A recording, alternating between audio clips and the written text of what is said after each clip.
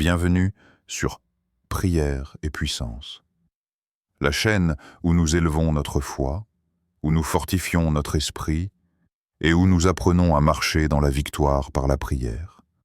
Je suis vraiment heureux de te retrouver aujourd'hui pour ce temps d'enseignement et d'édification, car ce que nous allons partager est essentiel pour ta vie spirituelle.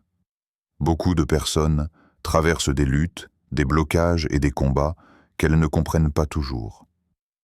Pourtant, la parole de Dieu nous révèle que rien n'est laissé au hasard et que le croyant n'est jamais sans défense.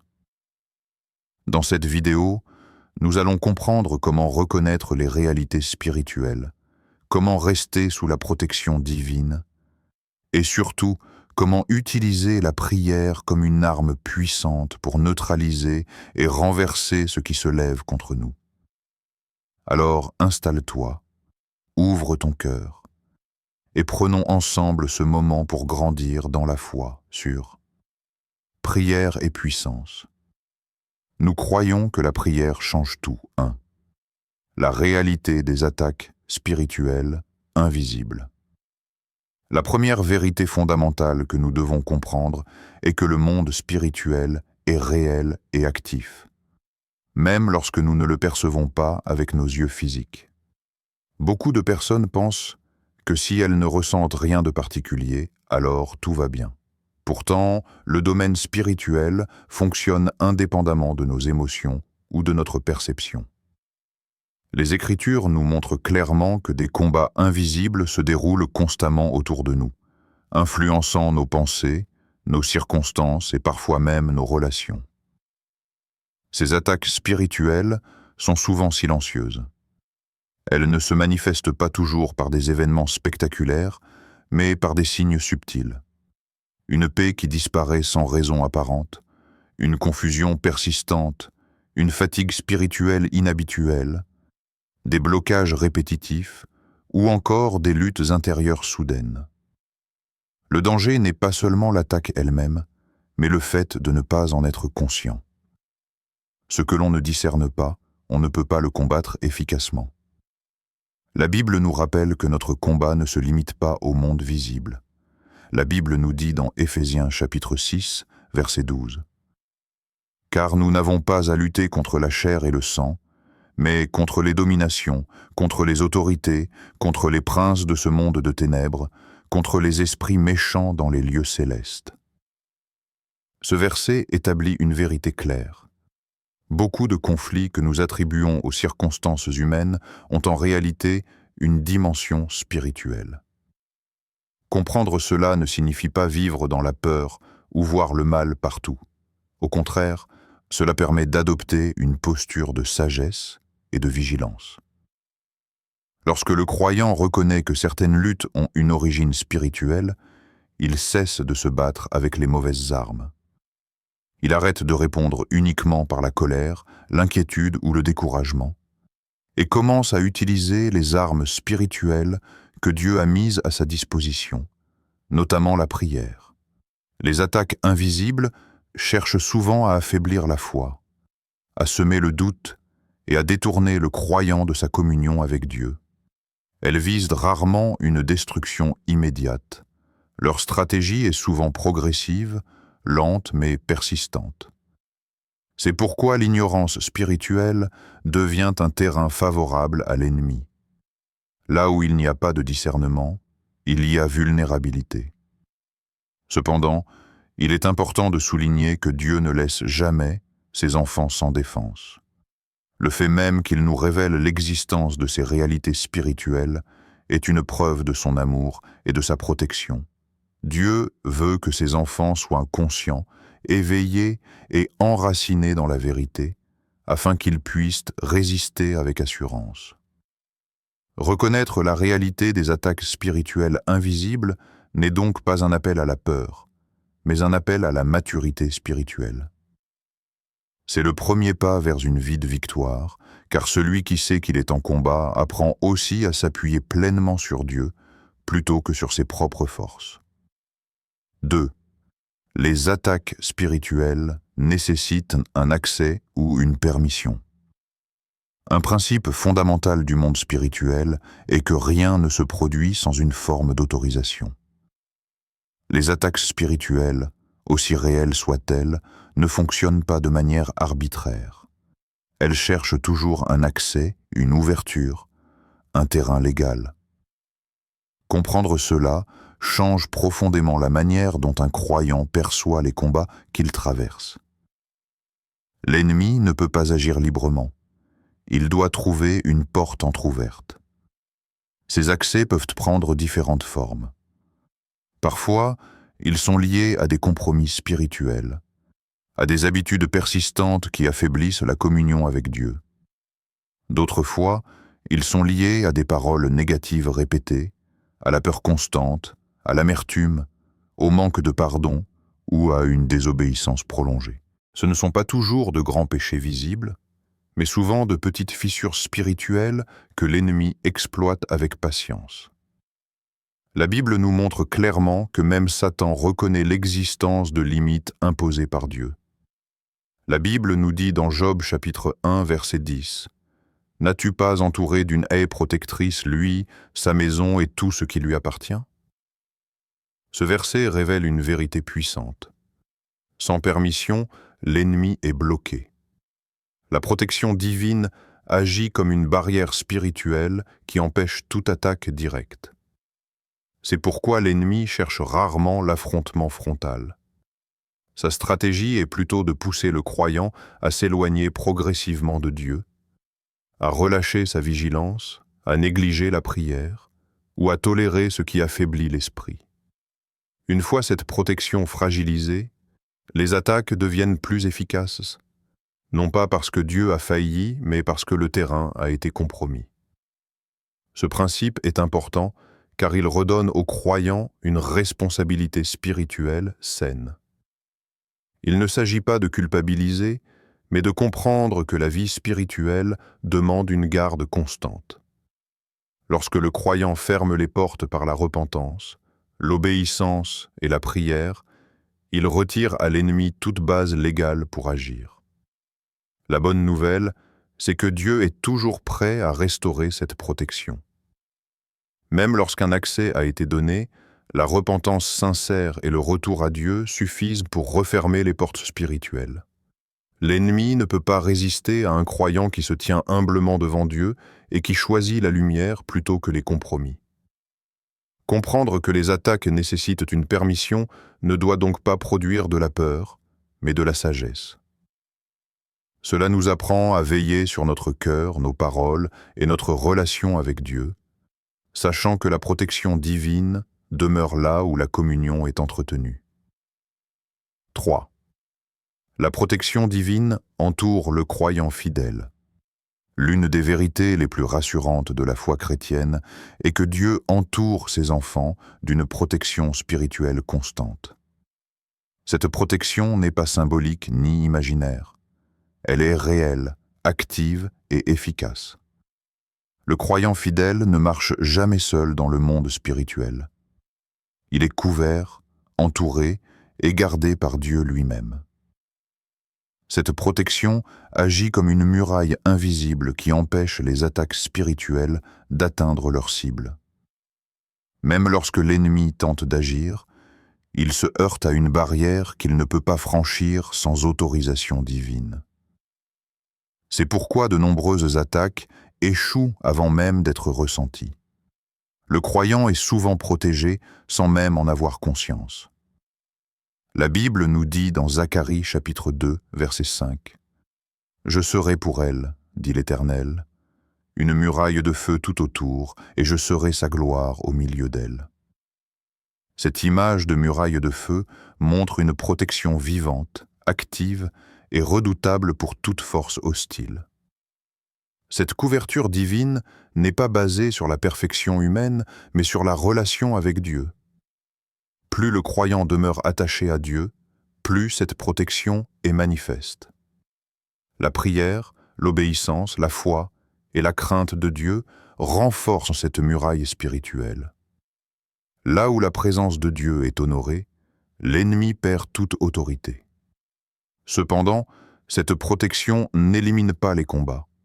Elle empêche les attaques de produire leur effet destructeur. Les flèches peuvent être lancées, mais elles ne touchent pas. Les paroles négatives peuvent être prononcées, mais elles n'atteignent pas leur but.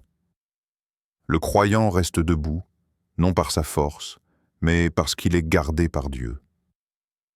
Cette vérité apporte une grande paix intérieure. Le croyant n'a pas besoin de vivre dans la crainte constante des attaques spirituelles.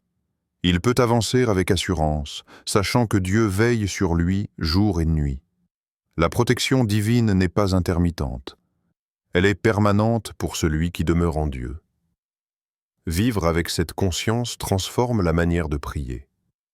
La prière ne devient plus un cri de panique, mais une déclaration de confiance. Le croyant prie non pas pour obtenir une protection absente, mais pour activer, renforcer et célébrer une protection déjà établie par Dieu. 4. La prière neutralise et annule les attaques spirituelles. La prière n'est pas un simple rituel religieux, ni une répétition de paroles sans impact. Dans le domaine spirituel, la prière est une force active, puissante et autoritaire. Lorsqu'un croyant prie avec foi, il ne fait pas que demander à Dieu d'intervenir. Il libère une action spirituelle qui neutralise ce qui a été envoyé contre lui. La prière agit directement sur les réalités invisibles. Chaque attaque spirituelle fonctionne à travers une intention, une parole ou une œuvre négative. Mais lorsque le croyant prie, il libère une parole supérieure.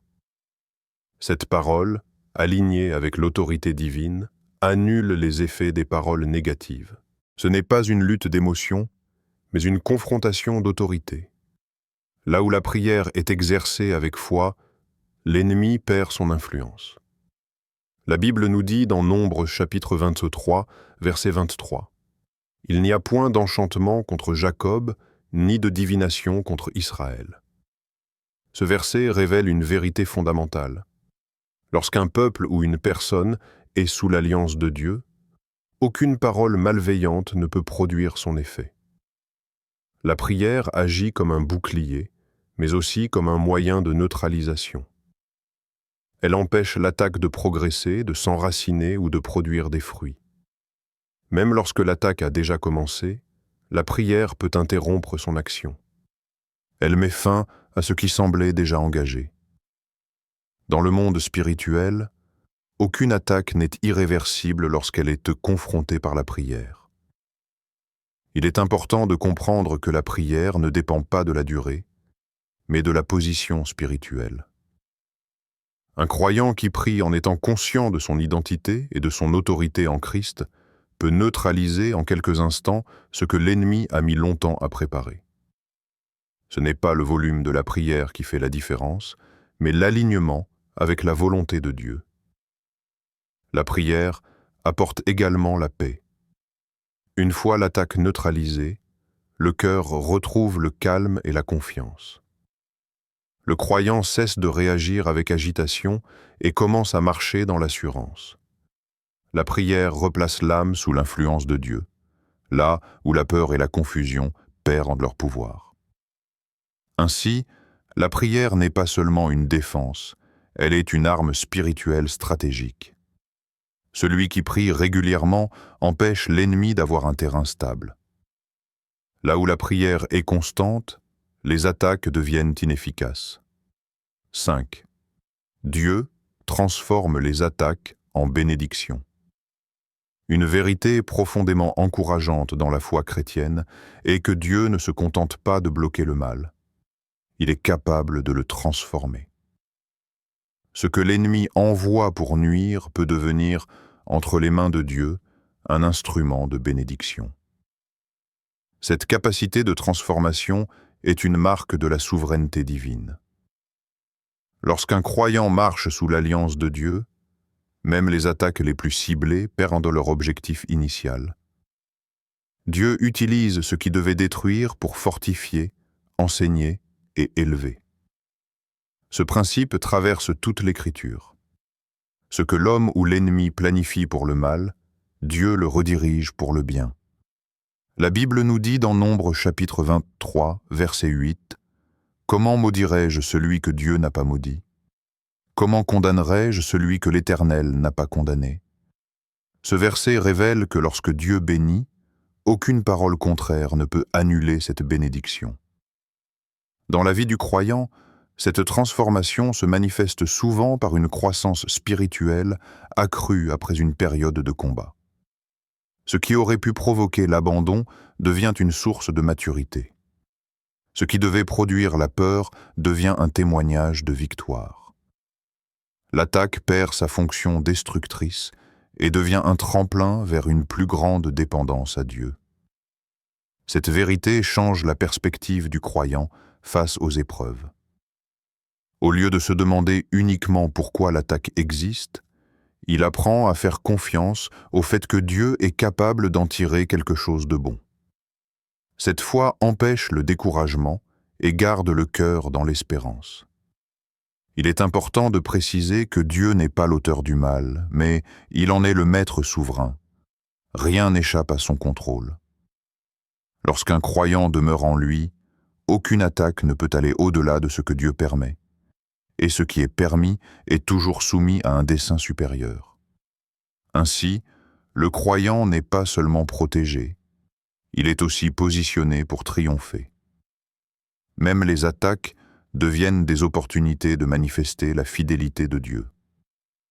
Là où l'ennemi voulait la chute, Dieu établit une élévation. 6.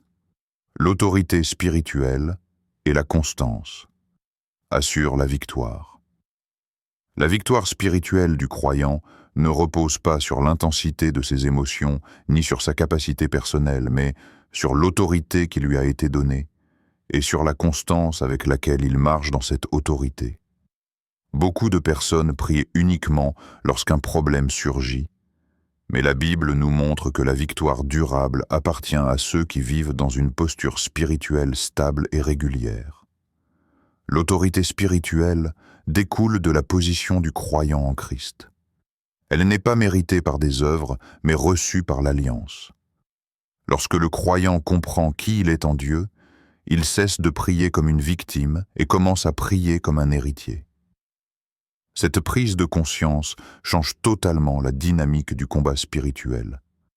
L'ennemi ne répond pas à la peur, mais à l'autorité. La Bible nous dit dans Luc chapitre 10, verset 19. Voici, je vous ai donné le pouvoir de marcher sur les serpents et les scorpions, et sur toute la puissance de l'ennemi, et rien ne pourra vous nuire. Ce verset établit clairement que le croyant n'est pas sans défense, mais qu'il est investi d'une autorité réelle et active. Cependant, cette autorité s'exerce efficacement dans la constance. Une vie de prière irrégulière affaiblit la vigilance spirituelle, tandis qu'une prière régulière maintient l'esprit éveillé et ferme les portes à l'ennemi. La constance crée une atmosphère spirituelle stable où les attaques perdent leur force avant même de se manifester. La constance ne signifie pas prier de longues heures chaque jour, mais demeurer continuellement connecté à Dieu. C'est une attitude du cœur, une dépendance quotidienne, une sensibilité spirituelle qui permet de discerner rapidement ce qui ne vient pas de Dieu. Lorsque le croyant vit ainsi, il n'est pas facilement surpris par les attaques, car son esprit est déjà aligné. La prière collective joue également un rôle important dans cette victoire. Lorsqu'un croyant est entouré d'autres personnes de foi, l'autorité spirituelle est renforcée. L'unité crée une force spirituelle qui dépasse largement la prière individuelle. Là où il y a accord, l'ennemi recule. Il est aussi essentiel de comprendre que la victoire spirituelle n'est pas toujours visible immédiatement. Parfois, elle se manifeste par une paix intérieure profonde, par une protection silencieuse ou par des portes qui restent fermées à l'ennemi. Le croyant n'a pas besoin de voir pour croire. Il marche par la foi convaincu que Dieu agit même lorsqu'il ne perçoit rien. En fin de compte, l'autorité spirituelle exercée avec constance établit une vie de stabilité et de confiance. Le croyant n'est plus ballotté par chaque attaque ou difficulté. Il avance avec assurance, sachant que Dieu est avec lui, qu'aucune force adverse ne peut le vaincre et que la victoire est déjà acquise en Christ. Au terme de cet enseignement, une vérité essentielle se dégage clairement. Le croyant n'est ni abandonné, ni vulnérable, ni sans défense dans le monde spirituel. Même lorsque les attaques sont invisibles, même lorsqu'elles sont subtiles, Dieu demeure fidèle, présent et puissant. Il a établi une protection autour de ses enfants. Il leur a donné une autorité spirituelle réelle et il a mis à leur disposition une arme efficace, la prière. Nous avons vu que rien ne peut agir sans permission, que toute attaque peut être neutralisée, et que Dieu est même capable de transformer ce qui était destiné au mal en bénédiction. Cela nous invite à ne plus vivre dans la peur, mais dans la foi, la vigilance et la constance. La victoire ne repose pas sur nos forces personnelles, mais sur notre position en Christ et sur notre relation quotidienne avec Dieu. Si ce message t'a parlé, édifié ou encouragé, je t'invite à laisser un commentaire. Dis-nous ce que tu as retenu, ce que tu traverses ou comment Dieu t'a déjà protégé dans ta vie. Tes témoignages et tes réactions peuvent encourager d'autres personnes qui vivent des combats similaires. N'oublie pas, là où la prière est constante, l'ennemi n'a pas de place. Que Dieu te fortifie et te garde.